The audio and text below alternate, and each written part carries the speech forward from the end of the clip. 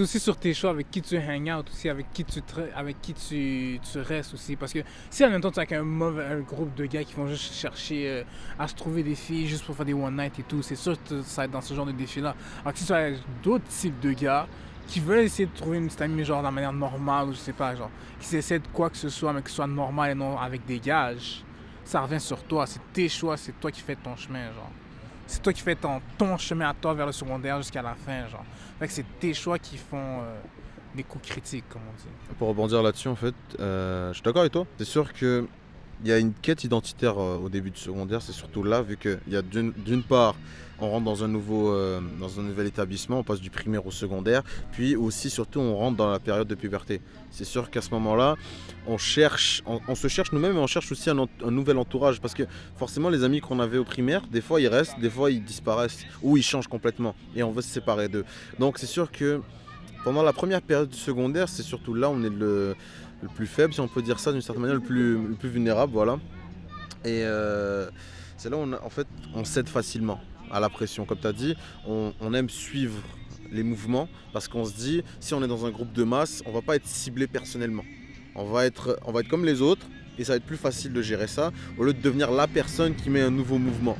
Parce que quand tu es la personne qui fait quelque chose d'unique, soit tu vas être mis de côté dès le début, ou tu risques de créer vraiment comme un nouveau groupe de personnes et vous allez bien vous entendre. Mais en général, malheureusement, c'est toujours les sujets populaires qui finissent par bien fonctionner et c'est toujours ça qui te pousse à intégrer des groupes populaires. C'est sûr que ce qu'elle a vécu, tu vois, malheureusement, c'est une chose qui arrive souvent. C'est une chose que les jeunes font face à chaque fois. Mais c'est sûr que, comme Adler a dit, c'est nos propres choix à la fin de l'histoire.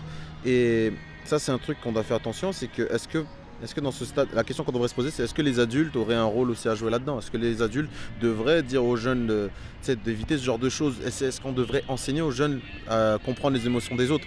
Parce que je pense que ça, c'est un truc aussi qui manque, c'est que, tu sais, quand on passe du primaire au secondaire, comme on le dit, les enfants entre eux, ils sont très cruels. Et ils ne savent pas l'impact de leurs mots en général.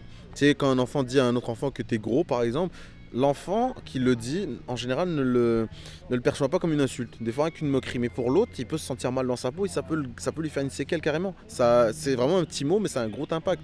Et arrivé du primaire au secondaire, on n'a pas cet enseignement. Soit peut-être au secondaire, vu qu'on passe par la puberté, vu qu'on passe par toutes ces choses-là, on devrait peut-être mettre en place vraiment comme peut-être un cours là-dedans, tu vois.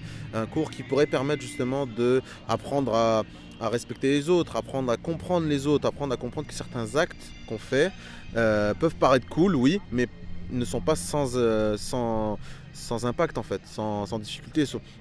C'est sûr que les adultes ont un rôle crucial à jouer, le système scolaire aussi, vu que ça se passe dans un établissement scolaire, ça a un impact, tout ça, ça a un impact, c'est plusieurs facteurs qui rentrent là-dedans.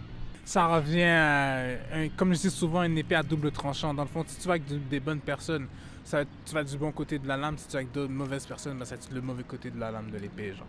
Mais c'est justement là-dessus où je veux en venir. Est-ce que ces garçons nommés dans l'exemple de Rosalie sont des mauvaises personnes ou c'est parce qu'elles n'ont pas appris que lorsque tu vois une fille qui est belle, ben, lui faire un commentaire sur à quel point elle a des grosses boules et que c'est magnifique, c'est déplacé, même si ça peut être drôle parce que justement, tu es en groupe, etc., que tu cherches la provoque ou que tu penses que c'est ça, la séduction, par exemple.